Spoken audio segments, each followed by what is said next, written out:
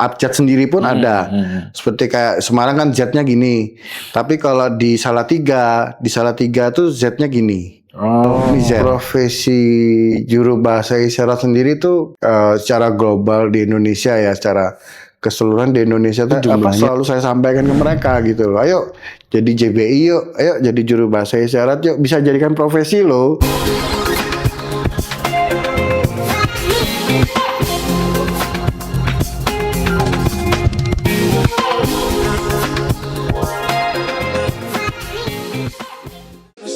Ini tersangka SAP, ya, tersangka SAP.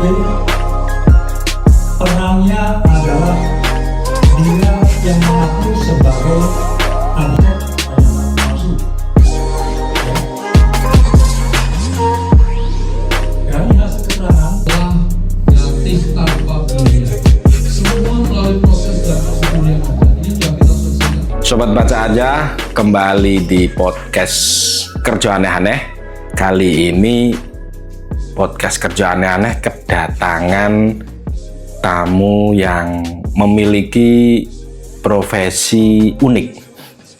Profesinya bukan TikToker, bukan. Jualan online juga bukan. Tapi bekerja untuk teman-teman tuli. Juru bahasa isyarat teman-teman tuli. Nanti kita akan ngobrol dengan Mas Stefanus Ming tentang profesi yang ditekuni oleh Mas Stefanus Ming. Saya manggilnya apa? Mas Stefanus, Mas Ming? Biasanya dipanggil Kohaming sih. Kohaming gitu ya? Ya, biasanya dipanggil Kohaming. Berarti aku manggilnya Kohaming saja? Ya. Kohaming. Sudah berapa lama Kohaming menjadi apa sih istilahnya kok? Profesi Kohaming ini? Juru bahasa isyarat. Juru bahasa isyarat ya? Juru bahasa isyarat. Bukan translator, bukan. Masuknya ya? Berarti interpreter. Interpreter. Interpreter. Wah, jadi pakai bahasa gini nggak paham kok. Interpreter. Dulu belajar bahasa gini-gini apa sih? Bahasa isyarat gini di mana kok? Dulunya sih saya belajarnya sih sama teman-teman tuli langsung. Jadi saya ajak teman-teman tuli, saya hire teman-teman tuli, saya bayar. Seperti itu. Ini yang Kohaming tadi praktekkan gitu, itu ada pakemnya? Ada, jadi contoh ya kayak misalkan nama saya Stefanus, spasi, terus Ming. Nah, kadang kalau sudah kumpul sama teman-teman tuli itu ada panggilan khusus, panggilan seperti isyarat. Jadi contoh, waktu saya pertama kali saya membantu teman-teman tuli itu, saya kan bingung nih, grogi. Jadi grogi saya tuh saya gantikan dengan senyuman. Karena di depan tangan kaku gini, bingung mau harus bagaimana, isyaratnya harus bagaimana. Karena waktu itu masih cuma mengenal abjad ya, belum mengenal bentuk isyarat yang dalam arti, contoh kayak misalkan pidato, narasumber, isyaratnya saya belum paham. Jadi saya kadang bingung lah, itu kadang grogi. Jadi akhirnya panggilan isyaratnya itu Kohaming. Soalnya di depan itu berdiri ya sambil tersenyum grogi gitu, dipakai Kohaming seperti itu. Kohaming kan berarti ini belajar bahasa isyaratnya itu autodidak ya? Ya, bisa dibilang autodidak. Berapa lama kok sampai menguasai? Dari nol sampai Kohaming menguasai lah. Saya mulai belajar itu tahun 2016. Jadi mulai belajar 2016, terus mulai aktif bantu teman-teman disabilitas tuli itu tahun 2018. Jadi sampai sekarang pun saya ya masih belajar. Dulunya kok Kohaming tertarik untuk mempelajari ini, apa karena punya pengalaman? Enggak sih, bukan pengalaman sih, tapi seperti waktu dulu saya masih kuliah, ya kita coba pacaran lah ya. Memang sudah punya pacar waktu itu masih LDR. Terus enggak tahu ya, juga enggak disetujui sama orang tua. Ya sudahlah, saya pasrah. Terus saya berdoa dah. Tuhan mau kasih apa, saya siap dah. Kasih mau jodoh seperti apa, saya siap dah. Disabilitas, kalau misalkan saya dapat disabilitas ya saya siap terjun ke dunia disabilitas. Dalam arti bantu teman-teman disabilitas. Enggak taunya doanya malah dijawab. Oh, iya. Doanya dijawab, saya dapat istri disabilitas tuli. Oh. Akhirnya dari situ saya berpikir, oh sesuai dengan janji saya sama yang di atas ya. Udah saya mulai aktif di dunia disabilitas. Seperti Berarti itu. yang paling banyak kasih pelajaran ke Kak Aming soal bahasa itu istri dong? Enggak. Istri malah enggak bisa. Oh. Saya belajar sama teman tuli, terus saya ajarkan ke istri. Karena Oh, gitu. istri itu tuli, tapi sudah terbiasa verbal. Bisa bicara? Ya, sama Oh. seperti kita gini. Oh. Tapi dia cara dia berkomunikasi dengan melihat gerak bibir. Jadi melihat lawan bicaranya dengan gerak bibir. Dia ngomong apa, dia balas. Tapi berarti istri bisa bicara ya? Betul, betul. Jadi kadang tuh kalau kumpul dengan teman-teman tuli itu kadang dipikir itu sama teman-teman tuli itu dia dengar. Seperti itu. Malah sebaliknya saya dipikir tuli. Kak, sebelum masuk lebih dalam, ini sebenarnya sebutan yang pas itu temen tuli atau temen tunarungu sih? Kalau sebutan yang pas itu adalah teman tuli. Temen tuli. Ya? Sebetulnya gini, kata tunarungu itu hasil dari diagnosis medis. Oh, Yang dimana ya. tuna itu artinya rusak, rungu itu pendengaran. Jadi kalau digabungkan itu pendengaran yang rusak. Seperti itu.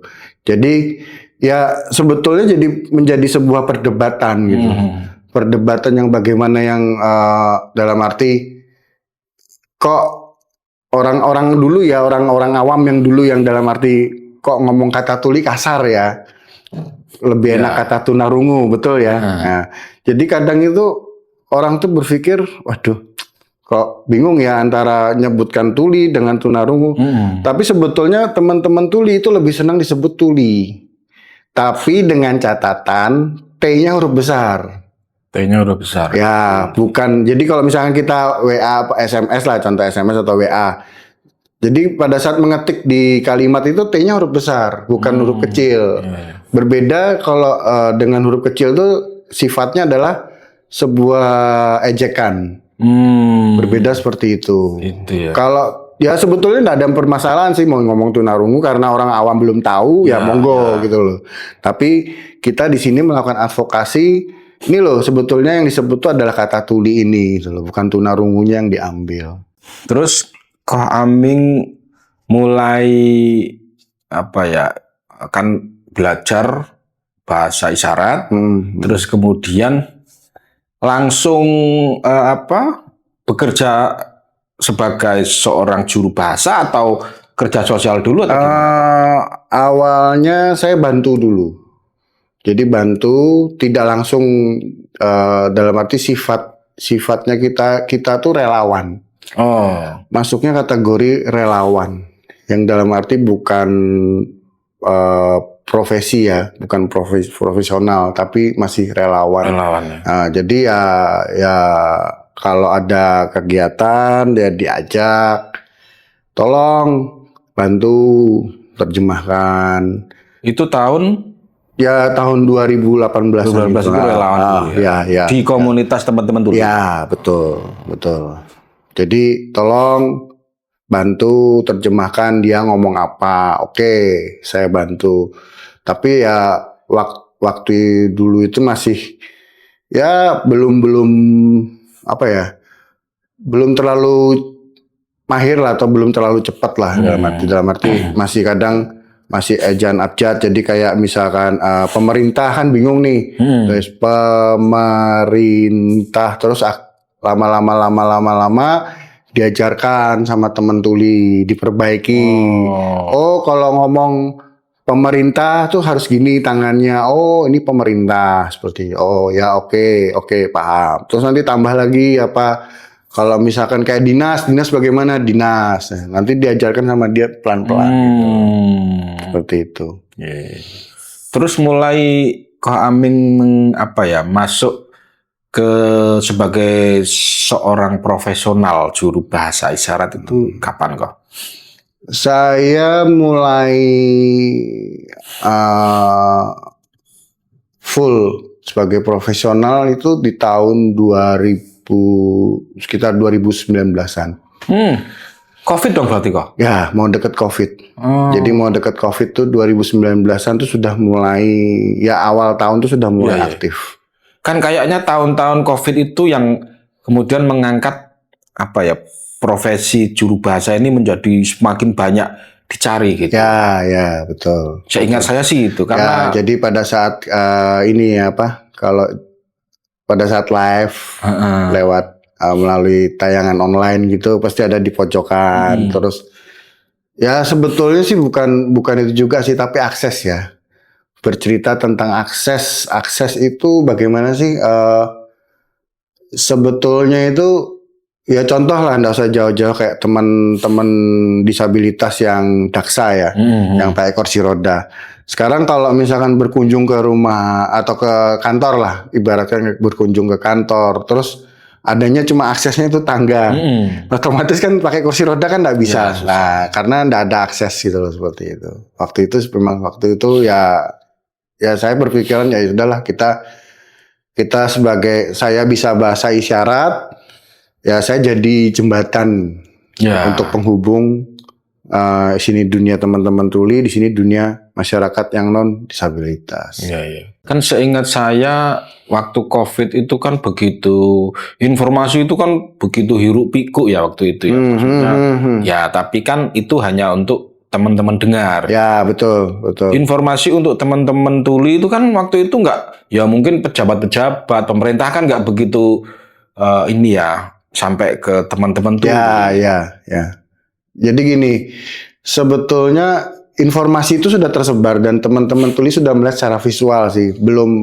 Tapi bagaimana sih caranya agar mereka paham, teman-teman tuli paham dalam arti saat menerima informasi tentang pertama kalinya Covid itu keluar, itu bagaimana caranya.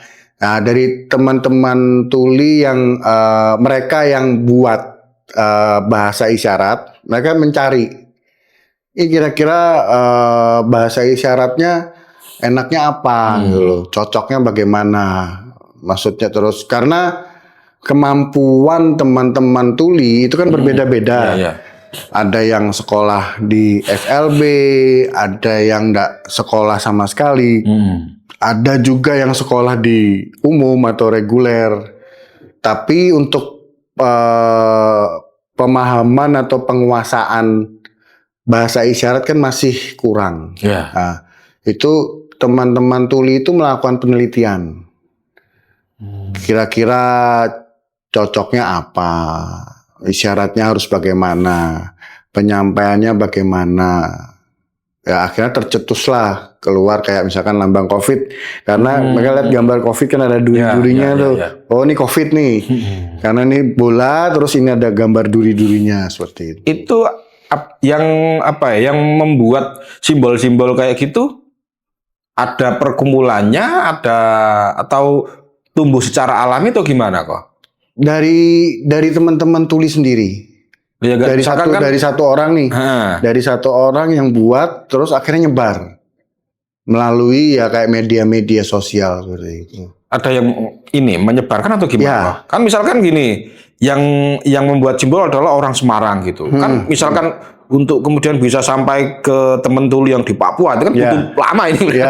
Dia melalui teman-teman tuli itu menyebarkannya melalui media sosial, melalui media sosial.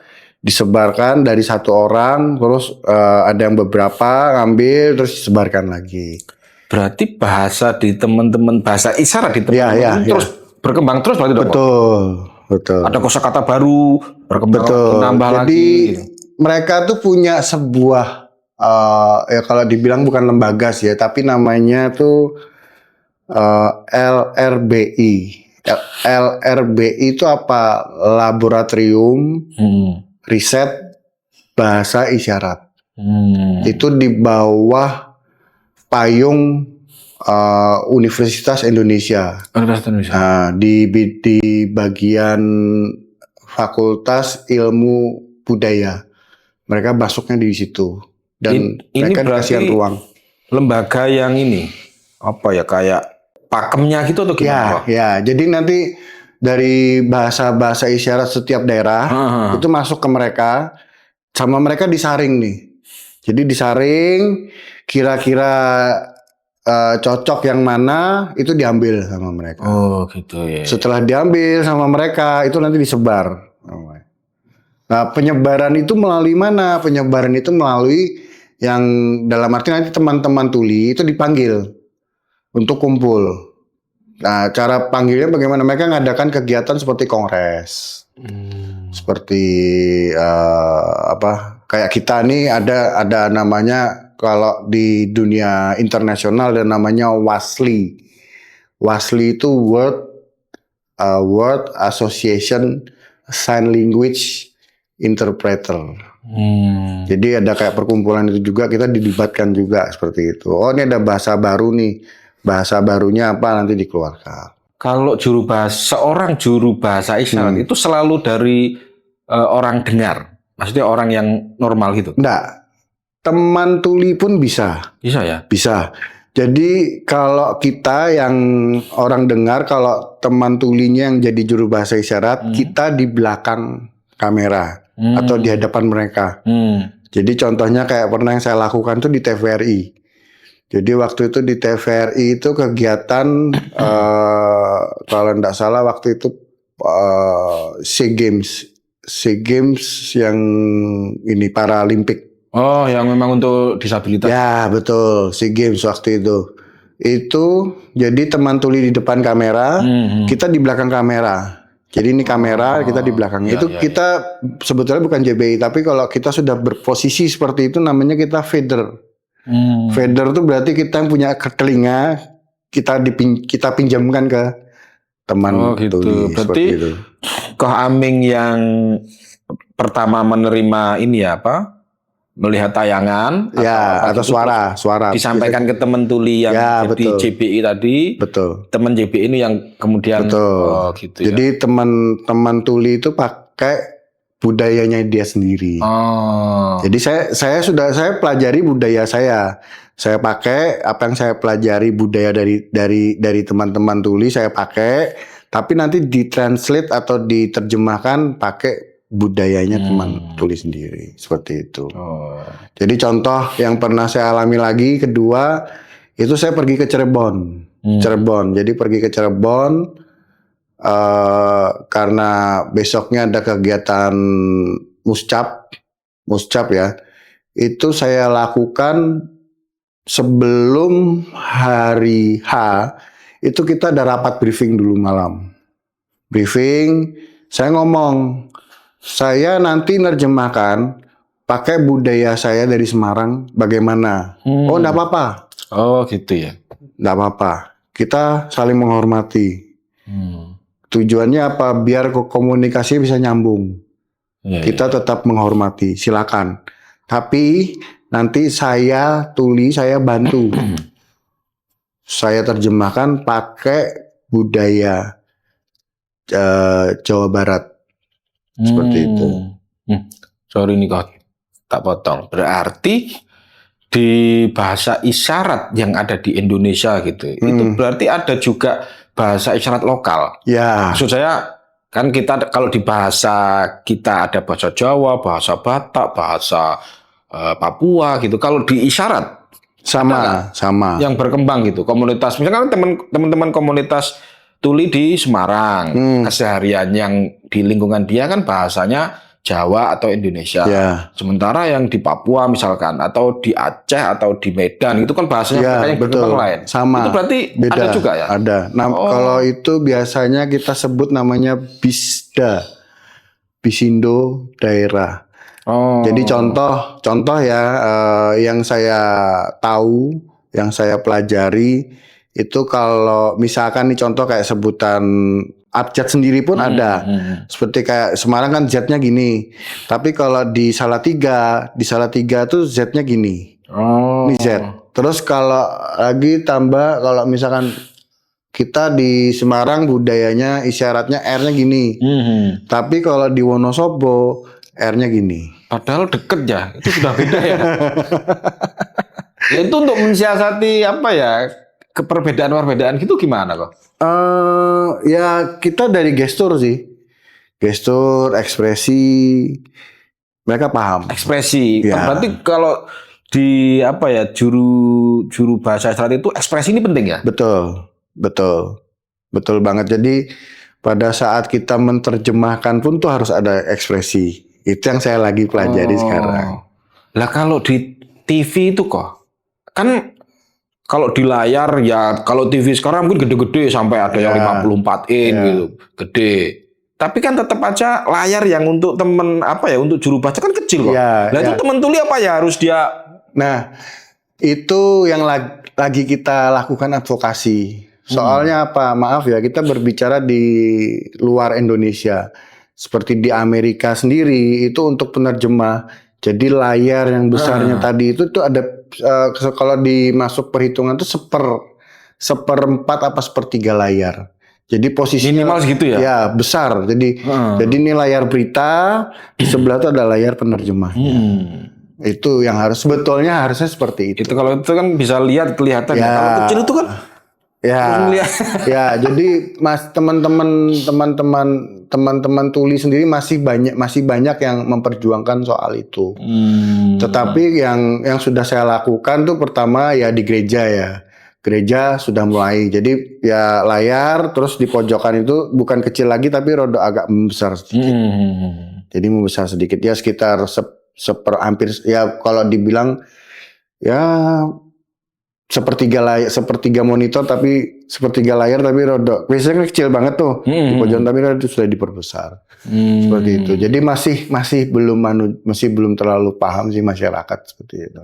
Kalau di Indonesia gitu ya, kalau kita yang orang-orang dengar ini kan masing-masing daerah punya bahasa daerah. Nomor satunya adalah bahasa Indonesia. Betul. Gitu. Nah kalau di bahasa isyarat kok ada bahasa yang memang itu dipahami oleh semua komunitas teman tuli di Indonesia gitu. Ada nggak kok? Kalau untuk bahasa isyarat nggak ada. Tapi secara tidak langsung teman-teman yang pakai bahasa isyarat itu yang dipakai adalah bahasa Indonesia.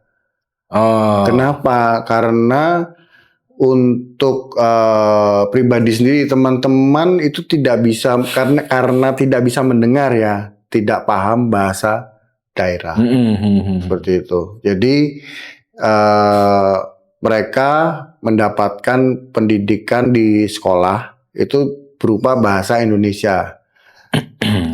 Tetapi pada saat terjadi di luar adalah sebuah komunikasi langsung yang mereka pakai ya bahasa isyarat yang sudah mereka lihat secara visual. Seperti itu. Jadi contoh nih kayak kita waktu masih kecil.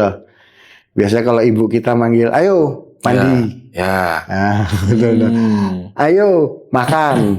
Nah, kadang kan ibu sendiri kan ngomong kan kadang beda-beda. Ayo makan. Ayo makan.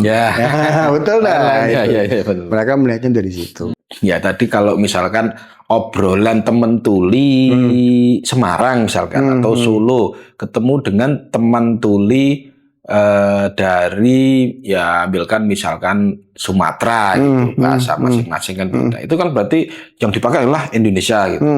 Obrolan yang teman-teman pakai keseharian begini sama nggak dengan yang di sekolah misalkan SLB gitu kok? Untuk yang muda-muda itu kadang masih pakai yang di sekolahan. Kalau di sekolahan itu namanya CB. Beda lagi itu ya? Beda. CB itu sistem isyarat bahasa Indonesia. Jadi Apa bedanya dengan yang bahasa tadi, Pak? Indonesia yang dibuat dengan sistem isyarat. Seperti itu. Jadi contoh ada yang namanya SPOK. Bedanya di situ. Tapi kalau yang dipakai buat komunikasi setiap hari itu Bisindo. Betul-betul langsung dari teman tuli yang buat. Ya. Namanya Bahasa Isyarat Indonesia. Kalau CB itu yang buat orang dengar. Oh. Nah, CB ini sendiri itu diambil dari ASL, American Sign Language. Oh, berarti diadopsi dari Ya, itu ya. betul. Jadi sifatnya contoh kayak misalkan nih, pengangguran yang ada pengangguran. Seperti itu. Sama berarti ekspresif juga. Beda. Oh, beda. Kalau Bisindo pengangguran ya pengangguran. Oh, Ya, selesai. gitu ya. Ya. Kalau yang CB pakai ini apa? Ya. Huruf pengangguran Ya. diterjemahkan pengangguran gitu ya. Ya. Oh. Beda. Makanya jadinya agak lama. Iya. Seperti itu. Jadi kayak kemarin lagi saya belajar sama teman tuli. Jadi contoh kayak kerjakan PR. Anak-anak kerjakan di rumah, kerjakan di rumah PR. Waduh. Kalau Bisindo kerjakan PR di rumah. Dah. Berarti kalau yang CB, teman-teman tuli yang sudah menguasai Bisindo, dia kayak belajar dari nol lagi dong kok yang Enggak, CB tadi. enggak. Karena Kan kebanyakan simbol tadi yang ya, dipakai. karena contoh tadi ya misalkan tadi kayak pengangguran terus jadi pendek, pengangguran bahasa isyaratnya seperti begini. Ya mereka enggak mempelajari, mereka sudah sekarang ini pengangguran tuh posenya orang pengangguran secara visual gimana sih? Ya kadang di rumah gini ngelamun, betul nah. Mereka lihat kayak gitu tuh. Ya, mereka ambil gitu loh. Pengangguran. Dah selesai. Lah ya maksud saya kan itu kan yang di Bisindo. Ya. Yang di CB kan lain lagi tuh. Ya betul. Nah maksudku kan teman-teman tuli yang sebenarnya sudah menguasai Bisindo. Terus ketika dia di sekolah kan yang banyak pakai kan yang pendidikan formal gitu ya. Berarti dia kayak belajar dari awal lagi dong. Ya kalau dibilang belajar balik awal lagi enggak, karena secara tidak langsung yang pernah saya ketahui dengan mata kepala sendiri itu saya melihat anak-anak tuh kalau misalkan baca nih. Jadi kayak contoh buah apel.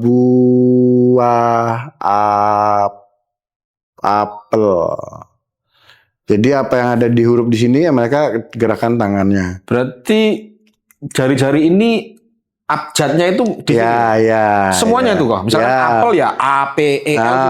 Jadi mereka baca buah apel, tapi mereka tahu ini gerakannya apel bagaimana nih apel. Wah, iya. Makan apel kan mesti gini orang. Nah, dia kan melihat visual. Tapi secara di sekolahan di SLB ya mereka baca tetap pelajari apa yang disampaikan dalam bentuk bahasa Indonesia ya mereka tetap pakainya tangan. Jadi misalkan ya ada beberapa ya kayak nama. Sebetulnya ini bahasa bukan bahasa Bisindo tapi ini adalah American Sign Language atau internasional. Jadi contoh your name. Jadi dipakai di Indonesia sama anak-anak SLB itu nama saya. Kadang kan kalau di luar negeri my name. Itu yang ada di Amerika. Jadi sifatnya seperti bahasa internasionalnya, sign language internasionalnya. Berarti CB ini bisa dipakai ini ya? Betul. Tapi ada beberapa ya itu tadi kembali lagi ke masalah SPOK ya. Masalah SPOK. Jadi contoh kayak misalkan yang pernah yang sering dipraktekkan teman-teman tuli, yang sering diberikan contoh ke teman-teman tuli itu adalah kayak saya makan pisang.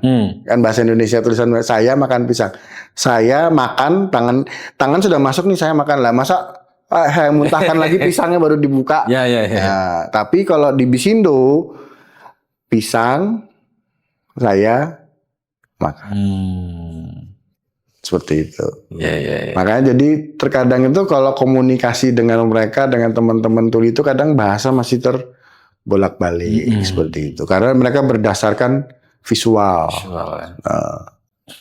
Nah ini kok, saya itu kadang ya dulu beberapa kali pernah punya rekan kerja itu teman tuli. Cuman karena saya nggak paham, nggak ngerti, bingung gitu, jadi canggung. Aku harus gimana? Aku takut salah gitu kok. Nah sebenarnya apa yang harus dilakukan? Apa yang perlu teman-teman dengar lakukan ketika berkomunikasi dengan teman tuli? Oke. Jadi gini, sebetulnya sih kalau masalah canggung sih ya karena masyarakat awam wajar. Tapi setidaknya mungkin kita harus ketahui dulu dalam arti cara ini apa? Kita tanyakan ke mereka. Kamu bisa bahasa isyarat atau kamu bisa baca tulis? Berarti ini mimiknya jelas ya kok? Ya. Dan Gerak harus bibirnya harus jelas. Harus ini ya apa sih? Misalkan aku bicara dengan Koami gitu, memang harus dekat, bertatap gini bertatapan. Ya, dan jelas mulutnya. Betul. Tapi bukan dalam arti dibuat-buat loh ya. Kadang kan, ya maaf ya. Kayak saya kasih contoh, kadang kan ya, betul ya. Kan ada yang terjadi seperti itu ada gitu, karena enggak paham ya. Ya enggak. Karena ketidaktahuan kok. Ya karena kan sama enggak paham. Maksudnya jadi enggak apa-apa, tanyakan aja. Kamu bisa verbal atau kamu bisa baca tulisan, atau kamu bisa isyarat. Tanyakan aja enggak apa-apa. Saya yang pernah alami itu adalah ini ya di Pahlawan. Dulu ya kalau di Pahlawan kan banyak tuh yang tempat nongkrong-nongkrong di Bank BI, belakang Telkom. Itu ada salah satu pengamen yang badannya kecil. Kalau nyanyi itu cuma Memang ada, itu ada waktu itu. Teman tuli. Ya, saya ya mungkin karena memang waktu itu saya lagi kumpul dengan teman-teman tuli juga sih. Jadi sempat saya bertanya, saya ngomong sama teman tuli saya, itu lihat tuh tuli. Ya, betul, itu tuli ya. Bagaimana caranya? Saya tanya ke teman tuli, bagaimana caranya komunikasi kalau dia tidak sekolah? Oh, gampang. Lihat, saya diajarin. Jadi itu tanya, dia teman-teman tuli saya tuh ngomong, kalau isyarat nggak bisa, jadi tanya aja nggak apa-apa. Hei, kamu bisa isyarat? Orangnya diam, ngomong apa, nggak paham. Kamu bisa tulis, baca? Ya, melongo. Terus kamu bisa nih. Dia akhirnya ngomong, oh nggak bisa. Dia ngomong nggak bisa. Terus akhirnya cari cara satu-satunya, keluarin dompet. Pertama tanya namanya siapa. Jadi nama kamu siapa, bingung. Keluarin dompet, buka, ambil KTP. Kamu punya enggak? Nah itu dia langsung keluarkan, langsung tunjukin sama dia. Terus lihat, oh namanya ini, dah kembaliin. Jadi seperti itu. Berarti di teman tuli pun ada juga yang tidak mengerti bahasa isyarat berarti. Betul. Ada juga ya? Betul sekali. Betul sekali. Jadi tidak semua teman tuli itu bisa berisyarat. Kenapa? Karena ya maaf ya. Ya enggak tahu gimana ceritanya orang tua ya. Kadang ya maaf nih saya pakai pakai nama kata cacat ya. Kadang itu apa ya? Kata cacat itu yang dulu sebelum berubah sekarang menjadi sebuah nama, jadi disabilitas. Itu dulu kata cacat itu adalah sebuah aib bagi keluarga. Jadi kadang si keluarga ini yang punya anak yang disabilitas itu kadang nggak boleh keluar dari rumah, nggak boleh beranjak, menginjakkan kaki di luar dunia luar gitu. Kamu nggak usah di luar, karena apa? Nanti kita orang tua malu.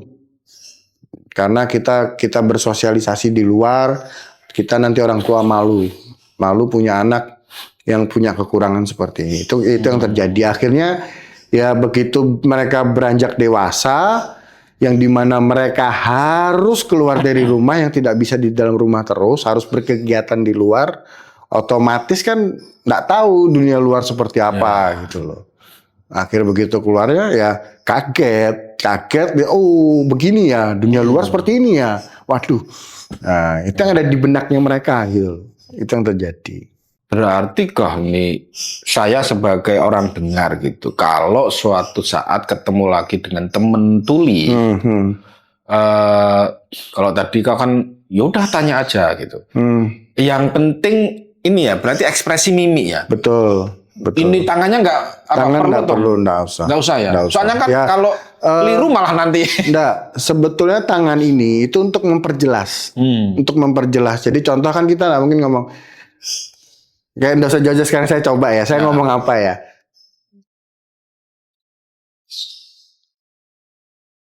Nggak ngerti aku. Ngomong apa saya? Ya, tebak aja, nggak apa. Ulangi kok.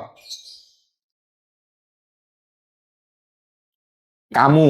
Bukan. Hah? Saya ngomong jambu. Oh. Lah, diperjelas dengan isyarat jambu. Oh, iya. Seperti itu. Jadi tujuan fungsi visual, fungsi isyarat itu adalah memperjelas yang sebagai kita orang dengar. Tapi kalau untuk teman-teman tuli itu dipakai untuk komunikasi. Jadi misalkan nih kok, aku ketemu gitu, Ya. aku mau ngomong kamu, Ya, itu. ini kan, Ya. nah, misalkan, Ya. nek tanpa tangan misalkan, Ya, betul. kamu Bagus. namanya siapa? Nah, jangan terlalu panjang. Oh. Jangan terlalu panjang. Langsung aja disingkat nama siapa. Oh, gitu ya. Nah, Mungkin bisa pakai ya, nama ya, siapa itu. ya, betul. Bisa. Karena teman-teman tuli kalau kita ngomong kalimat terlalu panjang, mereka kan bingung. Karena mereka akan menangkap kadang di awal, kadang ada yang menangkap di akhir, atau kadang depan dan akhir. Seperti itu. Tengah mereka kadang abaikan. Jadi dipersingkat, diperjelas. Jadi kamu nama siapa kepanjangan. Jadi nama siapa atau namamu siapa. Seperti itu. Jadi tidak perlu harus panjang sampai enggak. Atau misalnya contoh mau kemana gitu. Nggak perlu kamu mau kemana. Oh, gitu ya. Nggak usah baku gitu. Nah, nggak usah. Mau kemana. Dah, cukup. Mereka kan tahu, oh saya mau pergi. Ya. Nggak perlu panjang-panjang. Soalnya kalau panjang-panjang pusing nanti. Merekanya kan bingung. Ngomong apa? Ditambah lagi kadang masyarakat kan kalau ngomong kadang masih kamu mau kemana? Ya, tuh. Ya kan bibirnya kecil, suara keras. Kamu mau kemana? Tapi kan bibir kecil. Ya. Karena tiap-tiap orang kan berbeda-beda. Nggak tahu harus ngomong bagaimana. Kadang ada yang jelas lah. Contoh kayak istri saya. Istri saya waktu di Surabaya itu pernah ketangkep polisi ceritanya. Salah puter nih. Oh ya. Salah puter, diperet sama polisi lah. Istri kan ngeliatin gini. Ditatap bibirnya dia ngomong apa. Karena si polisi ini kumisnya tebal. Sampai menutupin mulutnya. Dia melotot gini, ngelihat melotot gini. Polisinya ngamuk, loh kamu kok melotot ke saya? Kamu kok melotot ke saya? Malah Terus ada untung ada teman dengar, dia ngajak temennya gitu loh. Temennya ngomong, maaf dia tuli pak, dia baca gerakan bibir bapak. Seperti itu. Polisinya kan bingung, kamu kok melotot? Mata saya kok melotot, lihat wajah saya gitu loh. Itu terjadi seperti itu. Iya. Berarti nggak usah dilebih-lebihkan, normal aja. Betul. Tapi juga nggak yang terus bilang. Nah, ya. Seperti normal seperti kita bicara gitu aja. Betul, nadanya nggak usah keras-keras, nggak usah teriak-teriak seperti itu. Ya. Soalnya memang ini memang bikin canggung kok. Dulu ada soalnya temen yang memang punya temen tuli gitu. Akhirnya ya saya jadi nggak ini komunikasi karena ya canggung. Ya. Aku juga khawatir kalau salah. Ya, wajar, itu wajar betul. Di masyarakat masih banyak seperti itu. Jadi ya ini ya bingung ya, bingung dalam arti saya harus bagaimana ini. Makanya saya terus terang saya nyebarkan edukasi ini ke masyarakat gitu loh. Bagaimana sih caranya kita berkomunikasi dengan teman tuli? Harus bagaimana cara menyapanya, maksudnya cara menegurnya bagaimana, cara berkomunikasi bagaimana. Nah itu saya sebarkan lewat media sosial. Iya. Ini yang ini kok yang standar misalkan aku ketemu temen tuli gitu. Berarti kalau pakai isyarat tangan kok, nama siapa itu nanti biar gimana kan? Ya, nama berarti nggak usah gini-gini ya? nggak usah. Lurus aja. Nama siapa? siapa gini? Siapa? Oh gini, Ya, ada siapa? ini. Berarti ini sambil natap gini ya, Pak? Ya, jadi tunjukkan aja, lihat nama siapa. Ini sudah Sudah. aku ya, maksudnya Sudah. teman-teman tuli kalau yang dia yang dia pernah bersosialisasi pasti paham ini. Ya, tapi jangan kaget pada saat nanti dia membalas dengan bahasa isyarat yang berbeda. Kadang ada nama saya. Karena kan kalau orang dulu zaman mereka mungkin zamannya mereka angkatan mereka sekolah kan ada nama di sini. Iya, pet di sini Ya, ya. nama saya. Atau kadang yang anak-anak yang SLB nama saya. Jadi jangan kaget. Jadi yang sudah saya jelaskan, nah ini kan bahasa dari CB. CB. Ya, seperti itu. Ini huruf H. Sebetulnya ini huruf H. Ini huruf H. Kayak gini ini huruf ya. H. Misalkan posisinya gini, lain lagi nih. Beda kalau gini sudah enggak. Kalau gini U. Lain lagi. Ini U. Ini U. Kalau si Harus H gini seperti ya, ini ini ya. ya. Tapi saya juga sempat bingung juga gitu loh. Oh kok beda ya? Kok ngomong nama bingung gitu. Nama kok nama. Iya makanya. Kadang karena apa? Kadang juga mereka juga ngomong hati-hati. Oh. Hati-hati. Saya sempat bingungnya di situ gitu loh. Makanya saya akhirnya sudahlah itu CB saya enggak mau lah. Pusing nanti sayanya. Mending dah pakai Bisindo aja enak. Nama siapa? Dah selesai. Nama siapa? Ya. Siapa? Tangan tetap jempol. Nama siapa? Nama siapa? Ya. Oh, nama siapa? Ya, gitu. Dah, enggak usah terlalu ribet, enggak usah terlalu panjang pusing. juga. Kalau ini kok slam keren dan maco. Wah itu, kalau itu ya maaf bisa tanya sama teman tuli langsung. Kalau saya nggak bisa ngisyarati.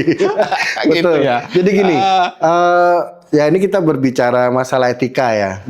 Ada sedikit etika yang perlu saya sampaikan. Jadi dalam dunia ya sebetulnya bukan dunia tuli saja gitu. Semua dunia disabilitas. Kita kan nggak tahu nih. Ya. Teman-teman disabilitas tuh butuhnya apa sih? Kita sebagai orang yang non disabilitas kan nggak paham. Yang paham kan mereka, yang tahu kan mereka. Ya. Nah, makanya terkadang contoh kayak kita sebagai orang yang bisa berbahasa isyarat banyak sih sebetulnya banyak.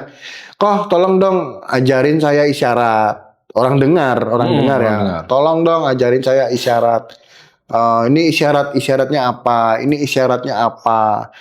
Jadi yang saya pelajari adalah contoh saya waktu dulu tuh saya bukan berbahasa isyarat ya.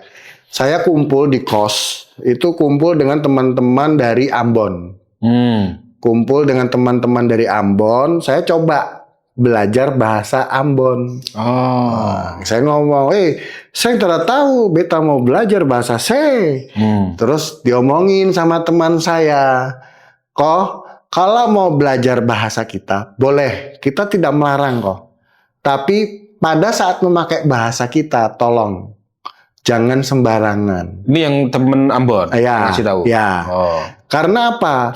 Kalau Aming pakai bahasa kita di tempat sembarangan, sama saja dengan menghina kita kok. Oh gitu ya? Ya, itu orang Ambon yang ngomong. Saya sampai mikir, sebesar inikah mereka menghormati budayanya mereka gitu. Nah akhirnya saya tarik masukkan ke dalam dunia teman-teman tuli yaitu bahasa isyarat gitu. Ya. Saya tarik, saya masukkan. Oh ternyata sama gitu. Oh ternyata kita sebagai orang dengar nggak bisa ngajarkan isyarat.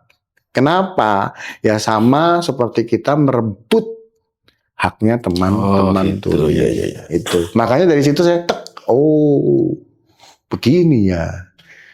Makanya saya bingung. Sebentar, orang Indonesia kok nggak mau memperjuangkan bahasanya ya gitu. Saya bingung terus terang. Kenapa orang daerah yang bisa memperjuangkan bahasa daerah gitu loh.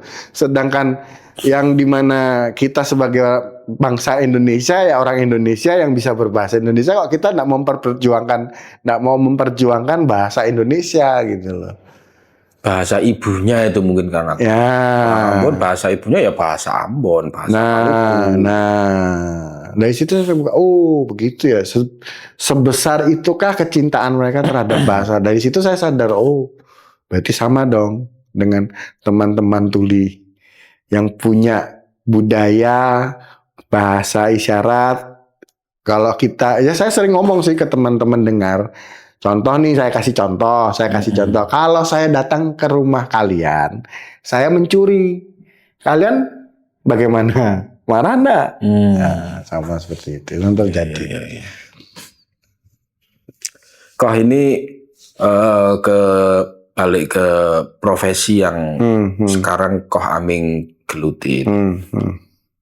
Kalau dari sisi jumlah kok sudah memadai belum kok? Baik di skala Indonesia nasional atau di sekarang Koh Aming tinggal di Semarang gitu, wilayah Semarang gitu. Sudah mencukupi nggak sih kok profesi juru bahasa isyarat ini? Kalau perihal profesi juru bahasa isyarat sendiri itu secara global di Indonesia ya, secara keseluruhan di Indonesia itu jumlahnya 200-an. 200 orang. 200. Satu Indonesia cuma segitu kok? Ya. Nggak banyak berarti dong? Nggak, kasarannya masih bisa dihitung dengan jari. Tapi ini sudah, ini nggak kok? Maksudnya 200 orang untuk Indonesia itu sudah memadai atau belum sih kok? Belum. Jadi kayak saya sendiri pun untuk di kota Semarang sendiri itu cuma ada 2. Oh. Dan itu kadang itu pun kayak misalkan contoh saya ada tugas nih di satu instansi. Begitu ada instansi lain yang membutuhkan, itu pernah terjadi tabrakan jamnya. Jadi mau ndak mau ya untung antar instansi ini berdekatan. Kalau jauh saya mumet. Untung berdekatan. Jadi begitu selesai lagi jam istirahat di sini, saya lari ke instansi yang satu ini, gitu loh. Seperti itu. Terus ada lagi pernah terjadi saya tuh lagi dapat tugas nih di Boyolali. Dapat tugas di Boyolali, ada tugas lagi di Semarang. Jadi begitu selesai tugas di Boyolali selesai, untungnya waktunya pas gitu. Jadi dalam arti di Boyolali selesai, saya langsung meluncur ke Semarang pulang. Dan saya tugas lagi di Semarang. Seperti itu. Jadi sebetulnya jumlah 200 itu masih kurang. Ya kurang ya. Sangat-sangat kurang banyak. Dan itu pun terkadang ya contoh aja saya sendiri pun pribadi kadang selalu jadikan rebutan, mau ditarik ke Jakarta. Kalau saya pindah ke Jakarta, saya ditarik ke Jakarta, terus yang Semarang siapa yang bantu gitu loh. Karena di Semarang sendiri kan ya mohon maaf, rata-rata paling banyak itu cewek yang jadi JBI-nya dibandingkan yang cowok. Yang cowok itu cuma bisa dihitung dengan jari lagi. Jadi kasarannya yang 200, yang dari sekian 200 banyak ini, yang 200 ini hampir dibilang 70% itu cewek. Seperti itu. Cowoknya 30%. Ada sertifikasinya nggak sih kok? Misalkan yang sudah terstandarisasi juru bahasa sekian orang. Maksudnya kan kalau nggak punya standarisasi, nggak punya, ini kan berisiko juga berarti kok? Ya, betul.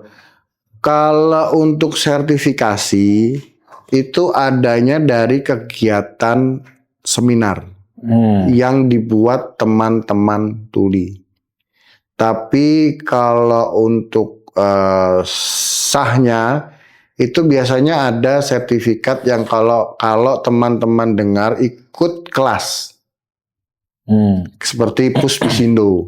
Pusbisindo itu mengeluarkan sertifikat yang nantinya bisa dipakai untuk masuk ke dalam arti sebuah instansi.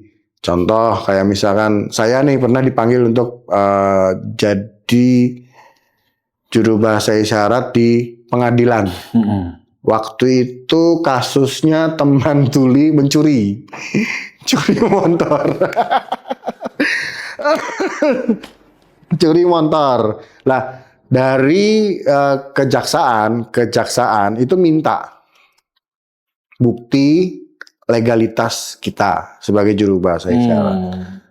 Ya karena saya sudah mengikuti banyak kegiatan teman-teman tuli, saya dapat sertifikat dari lembaga. Pertama dari PLJ, kedua ada dari ya masih sama di bawah naungannya PLJ tapi beda. Ada kayak semacam komunitas tapi dia minta izin ke PLJ ada. Terus ada lagi sertifikat yang dari komunitas teman tuli seperti itu. Jadi itu saya lampirkan semua di dalam sebuah satu dokumen untuk saya ajukan, untuk saya sampaikan ke pihak kejaksaan sebelum dilakukan ke sidang atau Berarti pengadilan. selama di persidangan ya kok Ami ikut terus dong? Ya, jadi saya berdiri. Jadi jadi contoh ini hakim nih. Ya, hakim di sini. ya hakim panitera apa segala, saya berdiri. Berarti menghadap ke terdakwa ya? Ya betul, yang terdakwa di sini. Tapi karena waktu itu COVID, pakainya cam. Oh. Tapi pertama kali sidang pertama kan ada 2 kali sidang. Sidang pertama datang, terus sidang keduanya baru online. Susah nggak kok itu kok? Karena kan bahasa hukum, bahasa persidangan itu kan pasti nggak biasa dan jarang dipakai oleh teman-teman tuli. Betul. Jadi saya nyampaikan ke sebelum sidang, saya ngomong di awal sama pihak hakim, panitera, saya ngomong, maaf, tolong nanti pakai bahasa bahasa tinggi. Dalam arti yang dimana kita selaku JBI, ya kita paham sih orang dengar ya. Tapi kita JBI nanti kan terjemahkan jadi pusing. Makanya saya ngomong dulu. Terus mereka bilang, oh, oke, siap. Jadi pada saat mereka menyampaikan hukuman atau bagaimana, mereka cuma bertanya, apakah kamu melakukan pencurian? Saya pakai isyarat, kamu mencuri. Seperti itu. Terus kira-kira ada yang kamu mau sampaikan? Jadi saya ngomong, kamu mau ngomong nggak? Mau bela apa kamu? Mereka masih paham. Terus misalkan dari hakim langsung memutuskan, oke, hukuman 2 tahun penjara. Saya ngomong 2 tahun kamu penjara. Nah, seperti itu. Karena pada saat kita menyampaikan ke tersangka atau terdakwa, dia tidak menjawab, dalam arti tidak ada dakwaan seperti itu. Maksudnya dalam arti tidak ada pembelaan. Ya sudah, berarti hakim langsung memutuskan. Nggak didampingi penasihat hukum. Kan pasti biasanya setelah ketika hakim memutus gitu kan biasanya konsultasi dengan penasihat hukum. Nggak ada. Sudah saya tanyakan juga waktu, jadi sebelum sidang mulai itu ditanyakan, kamu mau pakai pengacara? Bingung dia, pengacara itu apa? Saya jelaskan akhirnya, oh, orang yang dampingi kamu nanti bela kamu, mau atau tidak, gitu loh. Karena dianya sendiri juga ya nggak tahu ya, saya juga kurang paham karena dia nggak tahu, dia sebetulnya dia bisa berbahasa isyarat. Dia bisa berbahasa isyarat, tapi pura-pura nggak bisa berbahasa isyarat. Berarti selama persidangan dia nggak didampingi penasihat hukum? Tidak ada. Tapi pengadilan sudah menawarkan atau memang sudah ya? Sudah. Memang dia nggak mau pakai? Ya. Wah, sudah menawarkan. Ya. Nah, makanya kenapa? Karena terus terang informasi tentang dunia hukum, tentang dunia medis atau kedokteran, terus tentang dunia pendidikan, itu masih kurang banyak yang belum paham. teman-teman tuli. Karena apa ya, itu kembali lagi ke permasalahan di mana yaitu tadi, mereka pernah enggak sekolah di SLB pertama. Ya. Kedua, pergaulannya bagaimana, ketemu orang, komunitasnya bagaimana gitu loh. Ya, rumit ya, masih jauh kayaknya kok ini kok. Jauh Maksudnya untuk banget. teman-teman tuli bisa setara itu masih Jauh banget. Makanya saya melakukan sosialisasi melalui media sosial. Saya mencoba untuk mengajak teman-teman tuli, kamu mau tahu enggak dunia orang dengar seperti apa? Saya bantu, saya jelaskan biar semua teman-teman tuli bisa paham. Kadang diem, nggak ada yang respon. Saya bingung juga gitu loh. Saya harus bagaimana gitu loh. Kan nggak mungkin kan saya langsung nyeletuk ngomong gitu kan, nggak mungkin. Takutnya nanti nggak paham lagi. Betul nggak? Begitu saya lakukan, saya cobalah dulu lah. Saya konsultasi dengan istri, saya ngobrol dengan istri. Istri ngomong, ya ambil yang gampang-gampang aja. Sudah, saya tak ambil tentang mindset waktu itu. Pertama kali saya lakukan live di dunia media sosial, saya ngambil tentang mindset. Teman-teman tuli paham enggak tentang mindset? Pada enggak jawab. Ada yang beberapa yang dalam arti mereka sudah sekolah, kasarannya apa? Sudah masuk sekolah umum. Jadi teman tuli itu bisa masuk sekolah umum sebetulnya. Nah, dan itu yang tahu cuma 2-3 orang tok, yang lainnya diem. Padahal yang waktu nonton itu, saya live itu nonton banyak teman tuli yang masuk. Wah, tapi kalau teman tuli di sekolah umum apa enggak rentan bullying ini, Om? Karena ya gurunya pasti juga, ya kalau gurunya sudah siap Itu dengan istri saya sekolah umum. Oh, di sekolah umum? Iya. Tapi kan istri Jadi, Om bisa bicara. Ya, karena kembali lagi ke ini ya, ke lembaganya ya, ke dinas pendidikannya bagaimana. Jadi kayak istri saya dulu waktu itu di SLB 3 tahun. Dan itu memang benar-benar dari pihak SLB-nya, kamu harus ngomong. Kamu bisa ngomong. Bukan berarti kamu tuli, kamu bisu. Enggak. Kamu bisa bicara. Jadi begitu kelihatan ada gurunya lihat mereka pakai isyarat, wah zaman dulu penggaris kayu, pak, pukul, nggak boleh ngomong. Kamu bisa ngomong, kamu punya suara, seperti itu. Padahal itu teman tuli. Iya. Nah, tapi kalau dipaksa gitu gimana itu, Om? Mereka dipaksa. Dan sampai sekarang masih ada pendidikannya di SLB Wonosobo. Jadi di SLB Wonosobo itu masih pakai cara seperti itu. Kamu bisa ngomong. Ya mohon maaf ya, kita berbicara di mereka yang punya tuh yayasannya yayasan Katolik swasta. Jadi mereka memang betul-betul mendidik si anak tuli ini bisa ngomong gitu. Contoh keduanya ada lagi Surya Setapi, anaknya Dewi Yul. Oh ya. Surya Setapi sama juga, beliau dari sekolah reguler. Awalnya di SLB juga sama. Kamu harus ngomong. Kamu bisa ngomong. Kamu bisa keluar suara. Keluar bisa tapi? Bisa. Surya Setapi bisa ngomong. Surya Setapi kalau kadang seminar di tempat yang beberapa gitu, dia pakai mic ngomong. Tapi pastinya enggak. Ya, tidak sejelas kayak kita gini. Tergantung. Tapi keluar ya ada bunyi yang. Tapi saya lihat beberapa kayak Surya Setapi, terus kayak ada teman-teman tuli lain yang bisa ngomong. Saya lihat jelas enak suaranya, nggak masalah. Cuma ya agak celat-celat dikit lah, nggak masalah lah. Ini kan pasti teman-teman kita yang teman-teman komunitas orang-orang dengar kan ya pasti kadang ya kalau sudah teredukasi mungkin manggut-manggut. Tapi kan kadang ada juga teman yang yang sinis atau apa gitu kan. Betul. Oh enggak, belum teredukasi. Yang kayak saya lakukan sekarang juga, saya kan ngajar di SLB.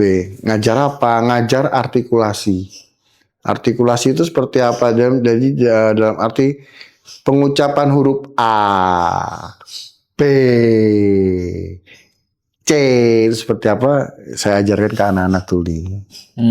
Jadi contoh kayak ngomong I, U, E, O. Saya kayak jangan teman. Memang agak susahnya tuh di R. Susahnya di R sama N. Susahnya di situ sih. Terus.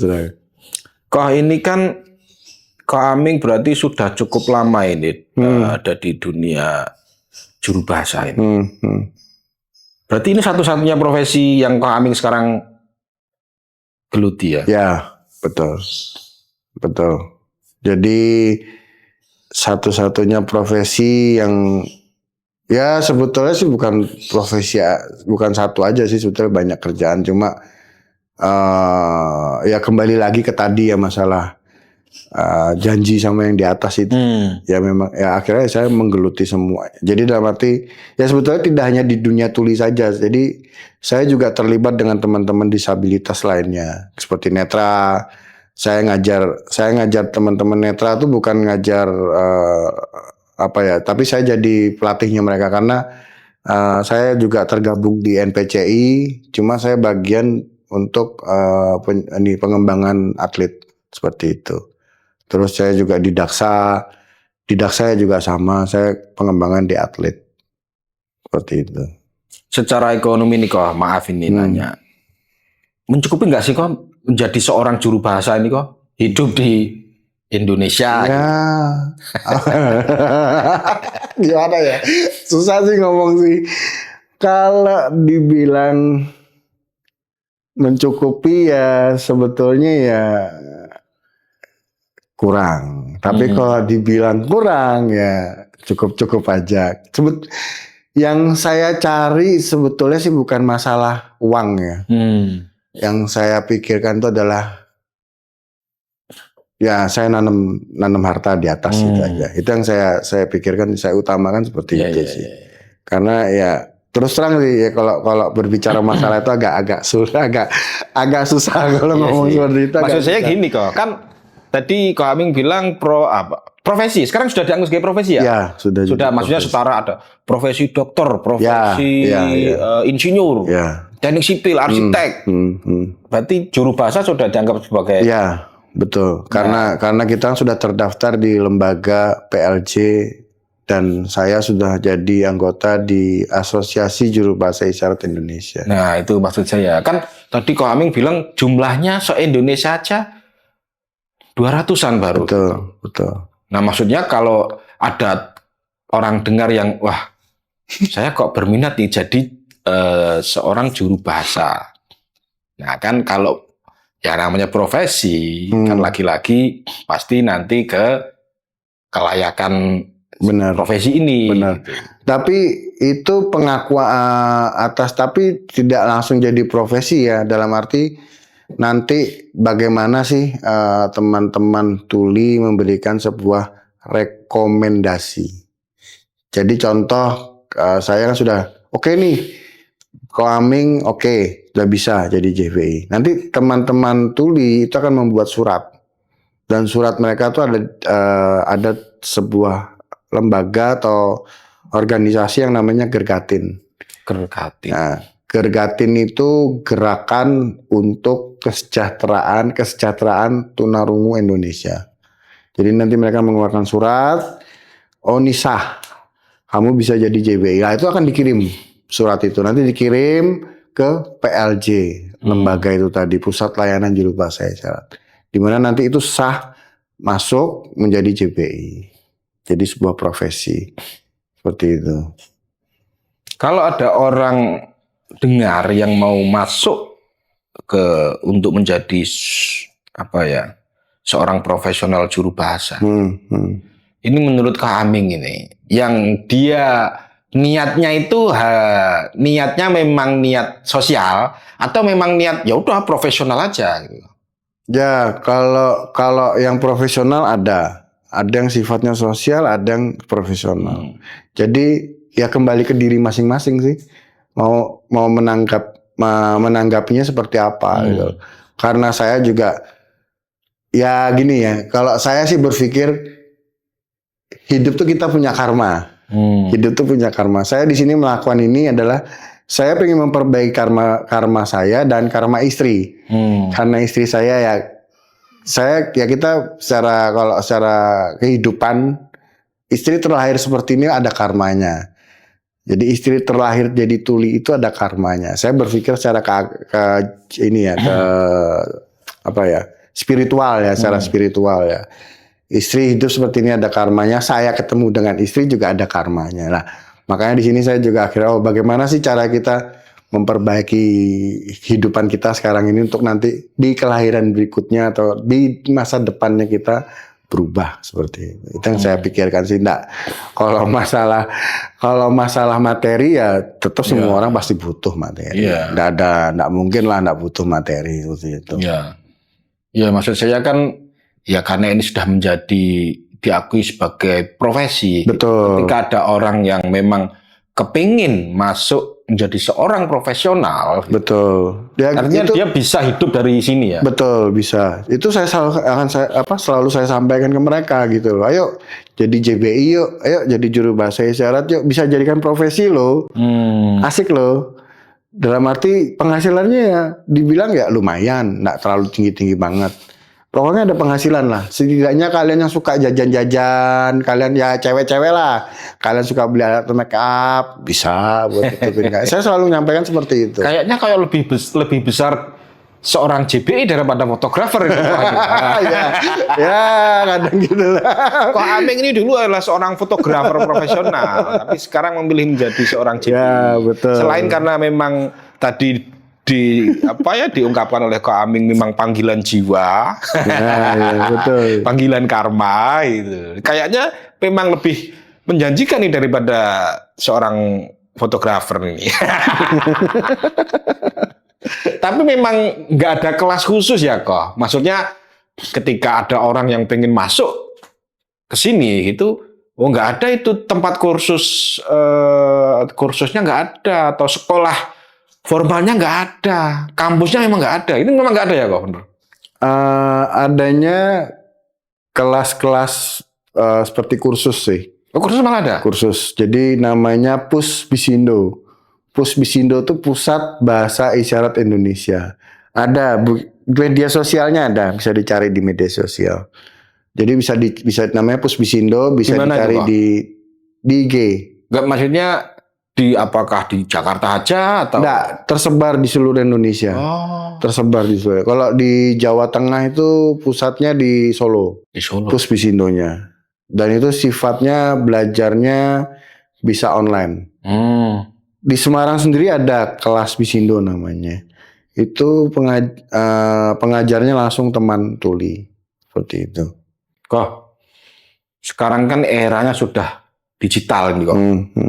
Sudah serba cepat, serba digital. Ada nggak sih kok aplikasi yang memang ini disediakan untuk teman-teman tuli kok? Kalau secara khususnya Indonesia nggak ada, tapi dari daerah masing-masing itu ada. Contoh kayak ada APK namanya Hear.me. Nah itu dari teman-teman tuli Gergatin Jawa Barat yang buat. Ada di Android, di Play Store ada. Play Store isinya ada. apa itu kok? Ya isyarat. Bahasa isyarat. Jadi artinya ketika orang mau belajar, unduh aplikasi ini, belajar dari situ bisa? Betul, bisa. Ada. Bisa. Itu Bisindo atau Sibi? Bisindo. Bisindo ya? Bisindo. Tapi budaya sana ya. Oh, Jawa Barat. Jawa Barat. Oh, yang apa Indonesia secara umum belum ada? Belum. Oh, kok malah belum ada ya kok? Belum ada. Belum ada. Iya. Kah, terakhir nih kah, pesan untuk teman-teman tuli, juga teman-teman dengar nih kah, agar ya mungkin harapan Koh Aming bagaimana ini kah? Ya langsung aja ya, maksudnya tidak ada membedakan teman tuli atau teman dengar. Kalau bisa kita sebagai orang dengar yang non disabilitas belajar dengan teman-teman disabilitas. Ya. Teman-teman disabilitas pun sama. Kita bisa belajar dengan teman-teman yang non disabilitas. Kenapa? Dua dunia berbeda bisa gabung jadi satu. Caranya bagaimana? Kita harus terbuka dulu. Kalau kita tidak bisa terbuka dan menerima, sulit. Kalau bisa terbuka. Tidak ada negatif, tidak ada si jelek-jelekin, tidak ada. Semua sama, seperti itu. Oke. Itu tadi obrolan saya dengan Koh Aming, seorang juru bahasa isyarat profesional dari Semarang. Menarik ya. Nantikan program podcast Kerjaan yang Aneh dengan tamu-tamu lain yang nggak kalah menarik. Terima kasih. Makasih kok. Sip.